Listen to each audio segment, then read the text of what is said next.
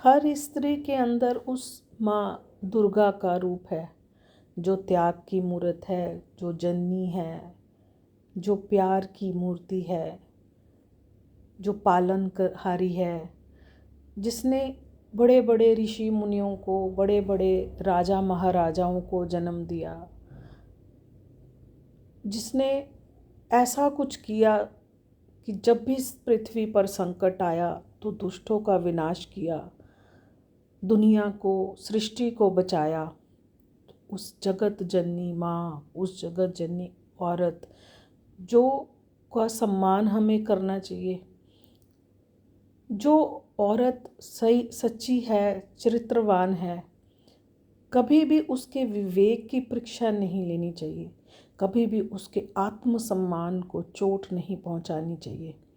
क्योंकि जब किसी औरत का विवेक टूट जाता है, उसका आत्मसम्मान टूट जाता है,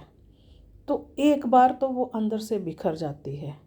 लेकिन फिर उसके अंदर फिर वो अपनी शक्ति को जगाती है, खुद के ऊपर विश्वास करके फिर उठती है। और जब उसकी आत्मसम्मान को ठेस पहुंचाई जाती है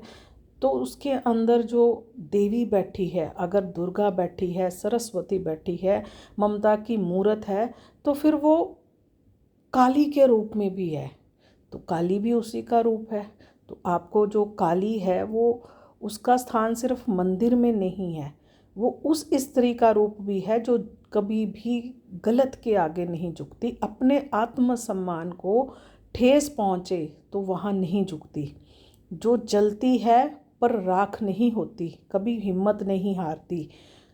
टूटती है पर बिखरती नहीं, चाहे अंदर से कितनी भी टूटी हो लेकिन कभी भी खुद को बिखरने नहीं देती। जो बनती है, मिटती है, फिर बनती है और हर बार और तेज और भयंकर उठती है बिना किसी से माफ़ी मांगे। अगर वो सच्ची है तो वो हर बार अपने ऊपर हुए आघात से को सहन करती है, उससे और शक्ति और विवेक से और सहनशीलता से और आत्मबल से उठती है और उस पहले से भी ज़्यादा अधिक ताकतवर बनकर निकलती है।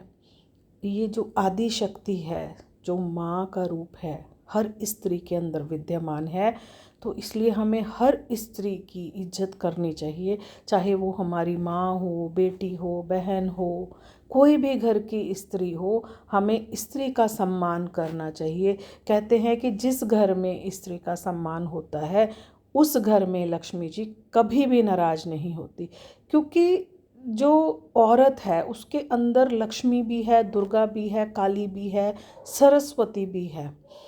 तो भगवान नारायण, भगवान विष्णु का प्रतिरूप है नारी, जो उसके अंदर देवी बैठी है वो भगवान विष्णु का प्रतिरूप है और महादेव जी को सबसे प्यारी है। तो इसलिए नारी सम्मान हमारे सनातन में तो सबसे सर्वश्रेष्ठ नारी को रखा गया है, सबसे उच्च स्थान नारी का रखा गया है, माँ का रखा गया है, उस जननी का रखा गया है जिसने इस जगत को जन्म दिया, जिसने इस जगत को रचा, वो पालनहारी है। तो हर किसी को स्त्री का सम्मान करना चाहिए, उसके आत्मसम्मान को कभी भी ठेस नहीं पहुंचानी चाहिए, उसके हृदय को कभी भी दुख और संताप में नहीं लेकर जाना चाहिए। अगर किसी घर में किसी औरत की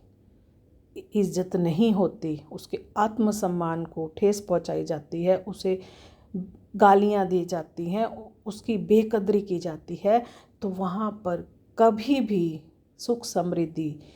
शांति नहीं आती। तो आज माँ दुर्गा को याद करते हुए